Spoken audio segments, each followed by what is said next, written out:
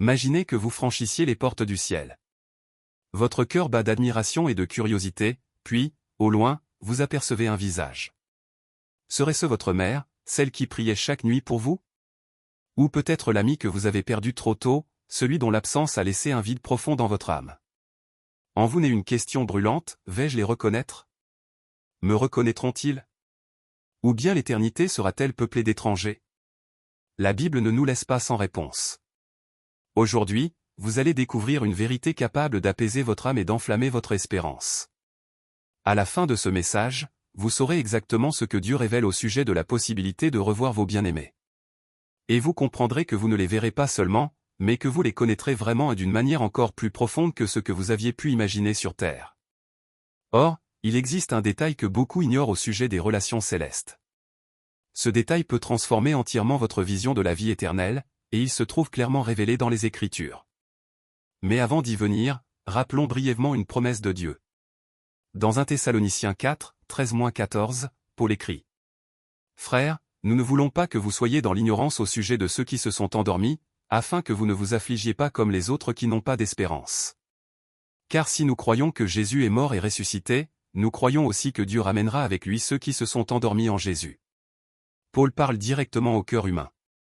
Il nous assure que la mort n'est pas la fin, et que ceux qui appartiennent au Christ seront réunis de nouveau.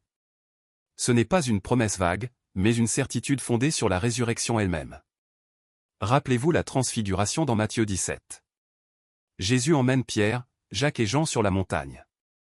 Soudain, Moïse et Élie apparaissent dans la gloire et s'entretiennent avec lui. Ces hommes avaient quitté ce monde depuis des siècles, mais ils furent immédiatement reconnus. Aucune présentation, aucune confusion, leur identité était évidente. Si les apôtres purent reconnaître Moïse et Élie dans une vision de gloire, combien plus reconnaîtrons-nous nos proches dans la plénitude du royaume de Dieu? Mais voici le détail souvent négligé, au ciel, notre reconnaissance mutuelle ne sera pas limitée par la mémoire, comme sur terre. Ici-bas, les souvenirs s'effacent, les noms s'oublient, le temps brouille les visages. Mais au ciel, nous aurons des corps et des esprits renouvelés, glorifiés par Dieu. Comme l'affirme 1 Corinthiens 13h12. Aujourd'hui je connais en partie, mais alors je connaîtrai pleinement, comme j'ai été pleinement connu. Imaginez cela un instant, non seulement vous verrez le visage de votre grand-mère, mais vous la connaîtrez d'une manière nouvelle, sans douleur, sans malentendu, sans distance imposée par la vie terrestre. Mais qu'en est-il des relations brisées sur terre? De ceux qui nous ont profondément blessés, ou de ceux dont nous nous sommes éloignés? Ces blessures nous suivront-elles pour l'éternité? La parole de Dieu répond avec force. Dans Apocalypse 21h4, il est écrit: « Il essuiera toute larme de leurs yeux. » La mort ne sera plus, il n'y aura plus ni deuil, ni cri, ni douleur, car les premières choses ont disparu. Cela signifie que chaque blessure, chaque regret, chaque parole restée en suspens sera guérie. Le ciel n'est pas seulement une rencontre, c'est une restauration. Mais alors une nouvelle question surgit, si nos souvenirs douloureux disparaissent, ne perdrons-nous pas une partie de nous-mêmes? Et si nous ne nous souvenons pas de ces instants, serons-nous encore nous? Voilà une interrogation qui habite les croyants depuis des siècles. La Bible nous montre que Dieu ne détruit pas notre identité, il la rachète. Regardez l'exemple de Jésus ressuscité. Dans Jean 20, ses disciples le reconnaissent. Ses mains portent encore les marques des clous, son côté la trace de la lance. Mais ces marques ne sont plus des signes de douleur, elles sont devenues les preuves de la victoire. De la même manière, lorsque nous reverrons nos proches, nous pourrons nous souvenir de ce que nous avons traversé. Mais ce souvenir sera purifié, libéré de la souffrance et illuminé par la gloire de Dieu. Et voici une pensée qui élargit encore l'imagination, si nous reconnaîtrons nos bien-aimés, connaîtrons-nous aussi ceux que nous n'avons jamais rencontrés sur terre? Jésus dit dans Matthieu 8h11. Plusieurs viendront de l'Orient et de l'Occident, et ils seront à table avec Abraham, Isaac et Jacob dans le royaume des cieux. Cela signifie que vous pourriez un jour partager un repas avec le roi David, converser avec Ruth ou marcher aux côtés de l'apôtre Paul. Vous les connaîtrez, et ils vous accueilleront non pas comme des étrangers, mais comme des membres de la même famille. Et c'est ici que les choses deviennent encore plus extraordinaires. Vous ne connaîtrez pas seulement leur nom, vous connaîtrez aussi leur cœur, leurs histoires, leurs victoires et la gloire que Dieu a tissée dans leur vie. La communion des saints sera une réalité qui dépassera tout ce que nous avons goûté sur cette terre.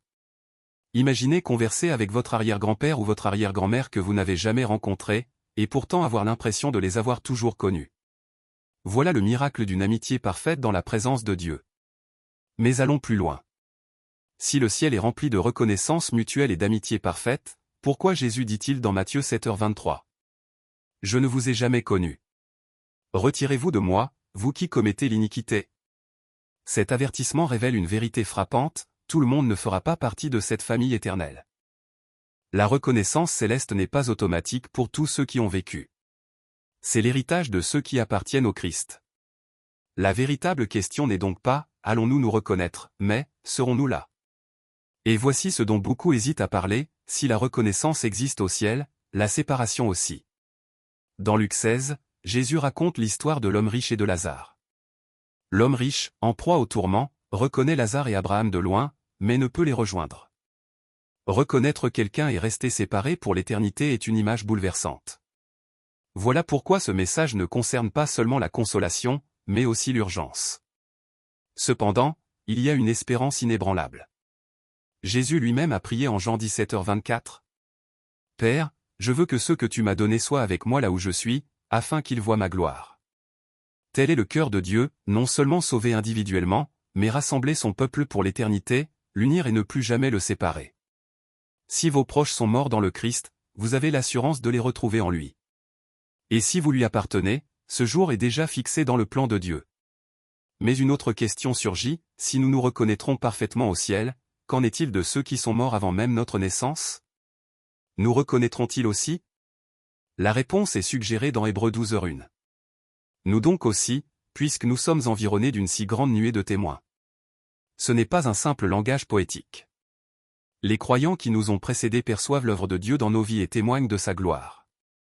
Et au ciel, quand le temps aura pris fin, nous les rencontrerons non comme des étrangers, mais comme des membres de la famille éternelle de Dieu. Pensez s'ils nous connaissent, alors même qu'ils ne nous ont jamais rencontrés sur terre, ils comprendront aussi l'impact de leur prière, de leur foi et de leur sacrifice dans nos vies.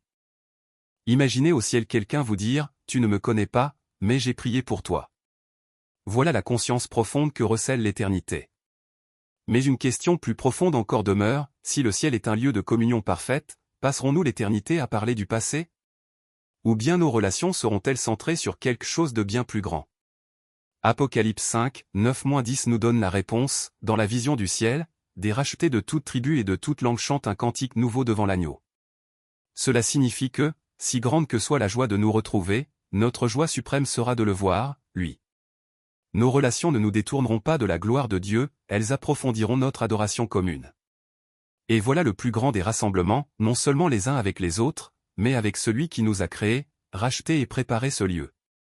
Chaque sourire, chaque accolade, chaque visage familier nous ramènera au visage de Jésus, celui en qui tous nos désirs trouvent leur accomplissement. Alors imaginez encore une fois, les portes du ciel s'ouvrent, et vos bien-aimés sont là, resplendissants et entiers, criant votre nom. Vous les reconnaîtrez, ils vous reconnaîtront, et par-dessus tout vous reconnaîtrez celui qui a rendu tout cela possible. Ce n'est pas un rêve. C'est la promesse du Dieu qui ne peut mentir. Et si vous lui appartenez, cette promesse est la vôtre.